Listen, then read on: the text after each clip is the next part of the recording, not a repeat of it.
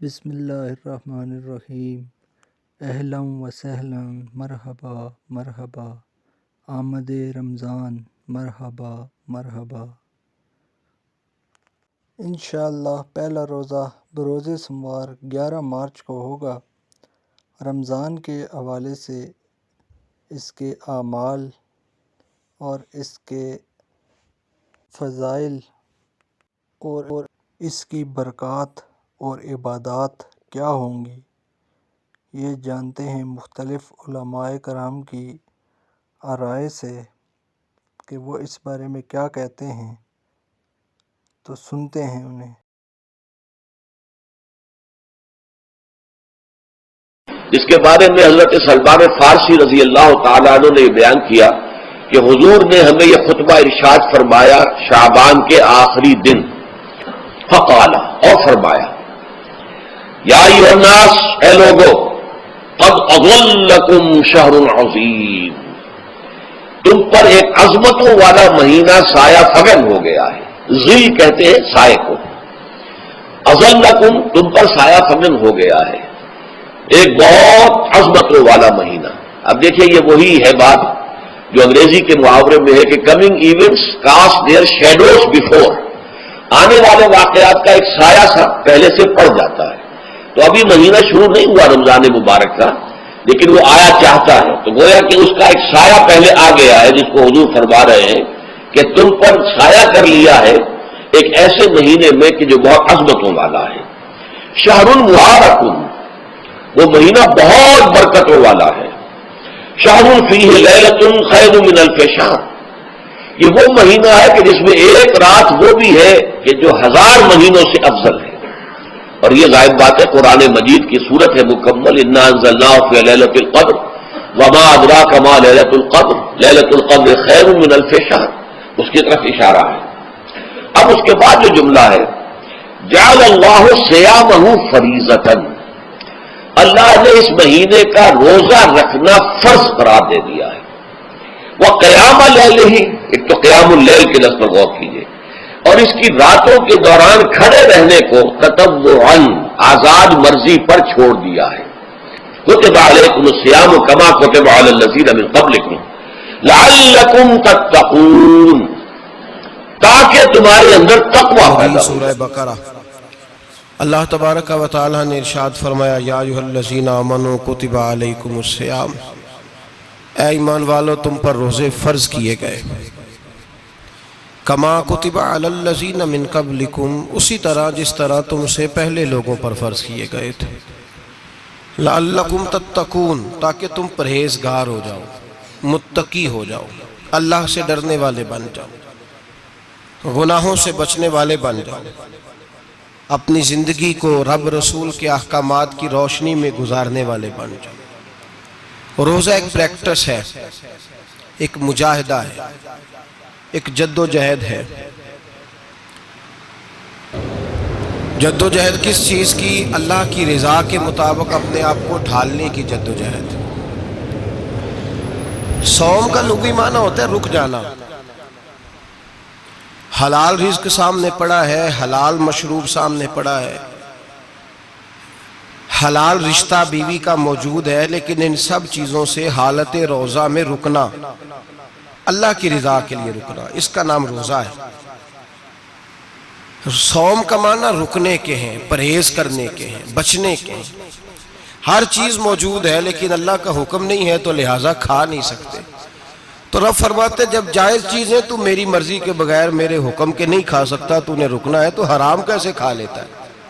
اب جائز چیز کے لیے تجھے حکم ہے، میں کہوں تو کھائے گا، میں کہوں تو نہیں کھائے گا۔ میں نے حکم دے دیا، جائز ہے، روٹی ہے، کھانا ہے، گوشت ہے، تیری فریج میں پڑا سارا کچھ، تو با اختیار ہے، منہ میں دانت بھی ہیں، ہضم کرنے کو ہاضمہ بھی ہے، بھوک کی شدت بھی ہے، پر میری اجازت کے بغیر تو کھا سکتا۔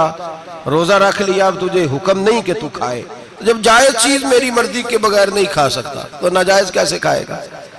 میں دین لوں گا، میں دین لوں گا، نہ لوں گا میں دین ہار دنیا۔ الحمدللہ وکفی وسلام علی عبادہ الذین اصطفی أما بعد أعوذ بالله من الشيطان الرجيم بسم الله الرحمن الرحيم شهر رمضان الذي أنزل فيه القرآن سبحان ربك رب العزة عما يصفون وسلام على المرسلين والحمد لله رب العالمين اللهم صل على سيدنا محمد وعلى آل سيدنا محمد وبارك وسلم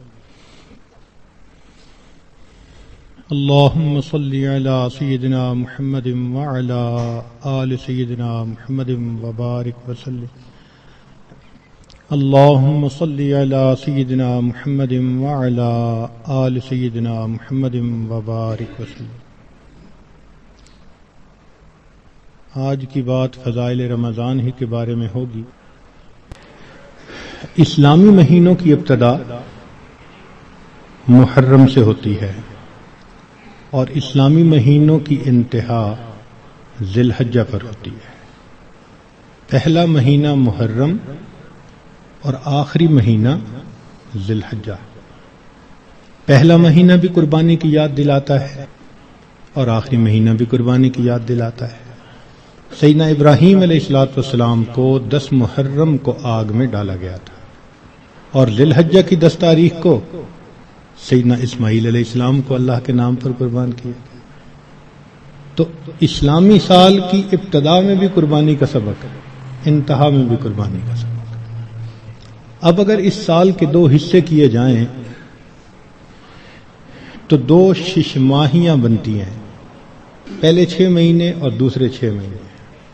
پہلے 6 مہینوں میں درمیان میں تیسرا مہینہ ہے ربیع الاول، وہ بھی انعام کا مہینہ، کہ اس میں اللہ کے پیارے حبیب صلی اللہ علیہ وسلم دنیا میں تشریف لائے۔ اللہ رب العزت نے انسان کو بے شمار نعمتیں دی، احسان نے جتایا، آنکھیں دیں، زبان دی، دماغ دیا، سماعت دی، کھانے پینے کو کیا کیا نعمتیں دی، پانی دیا، ہوا دی، رہنے سہنے کو گھر دیا، مگر احسان نے جتایا۔ انسان کی خاطر زمین بنائی، آسمان بنایا، احسان نے جتایا۔ ایک نعمت ایسی تھی کہ اللہ رب العزت نے جب وہ عطا کی تو اس کو عطا فرماتے ہوئے اللہ نے احسان بھی جتلایا۔ فرمایا لقد من اللہ علی المؤمنین اذ بعث فیہم رسولا، تحقیق اللہ نے ایمان والوں پر احسان فرمایا۔ تو پہلے 6 ماہی میں ربیع الاول کا مہینہ تیسرا انعام ملا اس امت کو، اور دوسری 6 ماہی میں 9واں مہینہ رمضان کا مہینہ، یہ بھی اللہ کی طرف سے انعام۔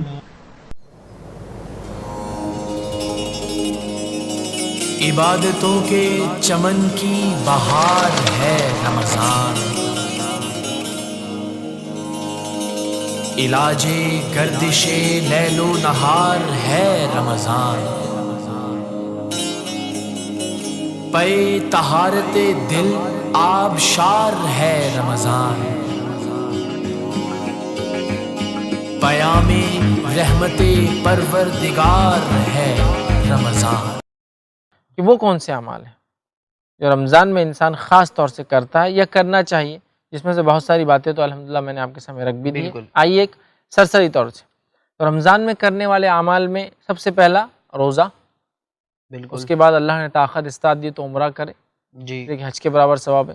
تیسرا اعمال صالحہ میں اضافہ کریں، نیک اعمال میں جو کچھ بھی ہو سکتا ہے، مطلب جو بھی اعمال آپ کرتے ہیں اس میں اضافہ کریے، صدقات ہو گیا، خیرات ہو گیا، لین دین کا معاملہ ہو گیا، کپڑا کسی کو دلائیے، کھانا کھلائیے، افطار کو بلائیے، غریب غرباؤں کو خاص طور سے یاد رکھیے، ورنہ لوگ عموماً مالداروں کو بلاتے افطار میں، اپنے غریب غرباؤں کے لیے انتظام کیجیے، سحر کا انتظام کیجیے، نیکی میں جو جو ہو سکتا عمل صالحہ میں اضافہ۔ چوتھی چیز صدقات اور خیرات میں مخصوص اضافہ، اس لیے کہ نبی اکرم صلی اللہ علیہ وسلم کے تعلق سے آتا ہے کہ آپ رمضان میں عام دنوں کے مقابلے میں زیادہ صدقہ کرتے، اتنا زیادہ صدقہ کرتے جیسا تیز ہواؤں کا چلنا۔ جب تیز ہوا چلتی ہے تو آپ ڈفرنس محسوس کرتے نا، ایٹماسفیئر، ارے آج ہوا تیز ہے، اتنا زیادہ آپ روزے کے بارے میں جو سوال بہت زیادہ پوچھے جاتے ہیں، الٹی آ گئی ہے، ابکائی آ گئی ہے، اس سے روزہ تو نہیں ٹوٹا، انجیکشن لگانا ہے، چوٹ لگ گئی ہے، خون نکل گیا ہے، خون لگانا ہے، انہیلر لینا ہے، تو الٹی آنے سے روزہ نہیں ٹوٹتا۔ الٹی آنے سے روزہ اس وقت ٹوٹے گا جب دو شرطیں پائی جائیں گی۔ ایک یہ کہ الٹی منہ بھر کر ہو، بہت زیادہ، اور منہ بھر کر الٹی ہوئی اور آپ نے اس کو نگل لیا، تو نگلنے سے روزہ ٹوٹ جائے گا۔ دوسری شرط یہ ہے کہ الٹی منہ بھر کر ہو، خود سے نہ ہو بلکہ آپ نے جان بوجھ کر کی ہو، منہ بھر کر اچھی طرح سے۔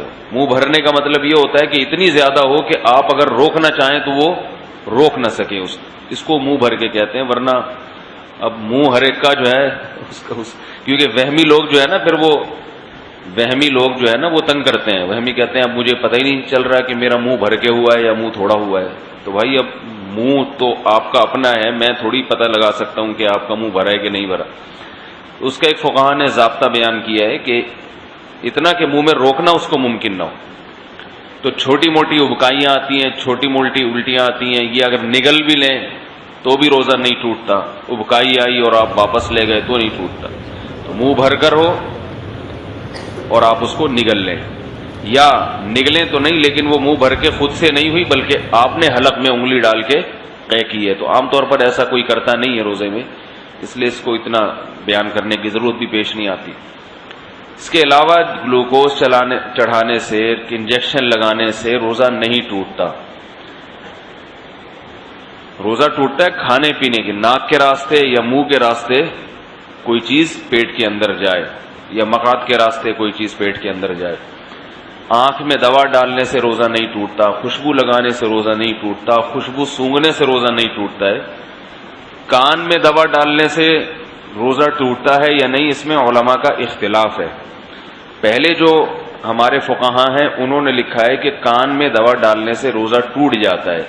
اس کی وجہ یہ ہے کہ ان کا یہ خیال تھا کہ کان جو ہے نا یہ دماغ تک اس کا کوئی لنک ہے، ہم جب کوئی چیز کان میں ڈالتے ہیں تو دماغ میں پہنچتی ہے وہ، لیکن بعد میں جو ڈاکٹروں کی تحقیق ہے وہ یہ ہے کہ کان میں کچھ بھی ڈال دیں وہ دماغ تک نہیں پہنچتی، نہ پیٹ میں جائے گی وہ، نہ دماغ میں جائے گی۔ تو اس تحقیق کی وجہ سے علماء کی رائے بھی تبدیل ہوئی۔ تو ابھی ہمارے اکابر کا جو فتویٰ ہے، یعنی سارے ہی ہمارے اکابر ہیں جو اس پہ خلاف ہیں وہ بھی ہمارے ہی ہیں، لیکن مطلب یہ کہ جو میرے اساتذہ ہیں ان کا جو فتویٰ ہے اس بارے میں وہ یہ ہے کہ روزہ نہیں ٹوٹتا کان میں دوا ڈالنے سے۔ البتہ ہمارے ہی اکابر میں بعض اس کے قائل ہیں کہ ٹوٹ جاتا ہے، تو احتیاط یہ کہ نہ دوا ڈالی جائے، اور اگر کسی نے دوا ڈال دی ہے تو بھی کچھ نہیں ہوتا، انشاءاللہ روزہ نہیں ٹوٹے گا۔ آنکھ میں دوا ڈال دی اور اس کا اثر گلے میں محسوس ہوا تو بھی روزہ نہیں ٹوٹتا، سمجھ رہے بات کو؟ تو سر میں تیل لگانے سے روزہ نہیں ٹوٹتا، احتلام ہو جانے سے، نائٹ فال ہو جانے سے روزہ نہیں ٹوٹتا۔ زوجہ کے قریب کوئی شادی شدہ آدمی گیا اور ڈسچارج ہو گیا تو روزہ ٹوٹے گا، ڈسچارج نہیں ہوا تو اس سے بھی روزہ نہیں ٹوٹتا۔ اور یاد رکھیں اگر اس نے ہم بستری کر لی تو پھر جو ہے روزہ بھی ٹوٹے گا اور 60 روزوں کا کفارہ بھی ہے اس کے اوپر۔ زوجہ سے ہم بستری بالکل حلال نہیں ہے روزے کی حالت میں، اور ویسے جان بوجھ کر روزے میں کھا لیا تو بھی روزہ ٹوٹے گا بھی، اور 60 روزوں کا کفارہ بھی ادا کرنا پڑے گا اس کو۔ تو آپ کو اگر ویڈیو پسند آئی ہے اس کو لائک، سبسکرائب اور شیئر ضرور کیجیے گا تاکہ باقی لوگ بھی اس سے فائدہ اٹھا سکیں۔ Thank you.